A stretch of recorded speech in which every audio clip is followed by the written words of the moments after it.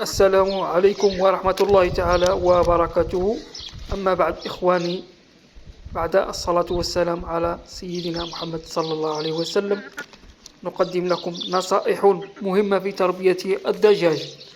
تربية الدجاج قد تكون تجربة مجزية، سواء كانت لغرض الاستفادة من البيض أو اللحوم، أو حتى كهواية إليك بعض النصائح المهمة لتربية الدجاج بنجاح.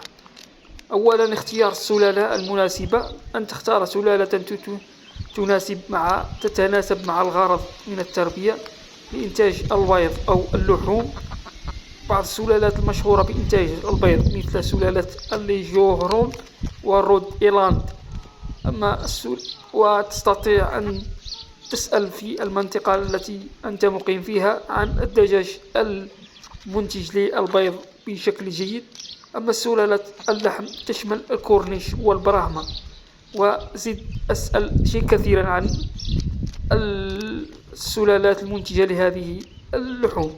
التغذية السليمة. ثانيا، قدم للدجاج تغذية متوازنة تحتوي على البروتينات والفيتامينات والمعادن.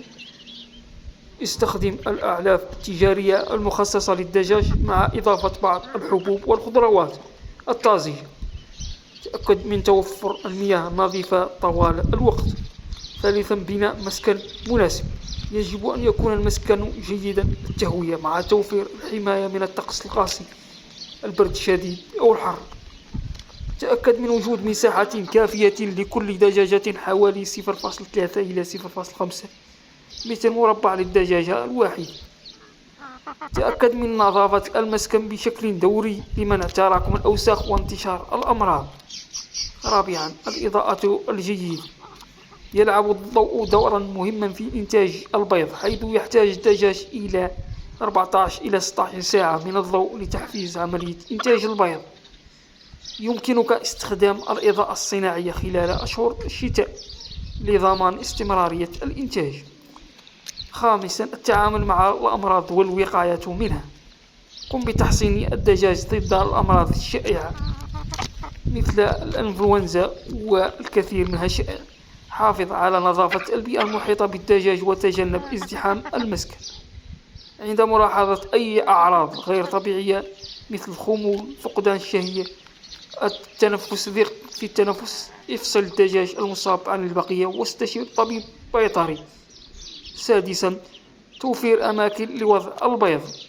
جهز أعشاشا مريحة ومظلمة للدجاج لوضع البيض.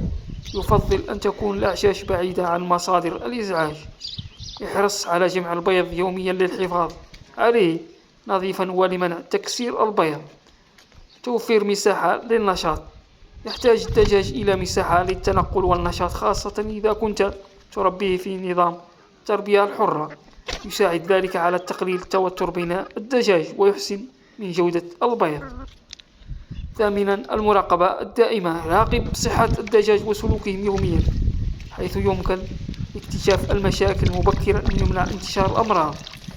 تأكد من متابعة وزن الدجاج وحالتهم العامة. تاسعا، التنظيف الدوري. تنظيف المسكن وإزالة الفضلات بشكل منتظم لمنع الروائح الكريهة وانتشار الطفيليات. يمكن استخدام الخشب أو القش كمادة لفرش وتغييرها بشكل دوري. التعامل بلطف مع الدجاج. تجنب التعامل بعنف مع الدجاج لأنه قد يؤدي إلى توترهم وانخفاض إنتاجيتهم. هذا ما في موضوعنا اليوم، وشكرا لكم والسلام عليكم ورحمة الله.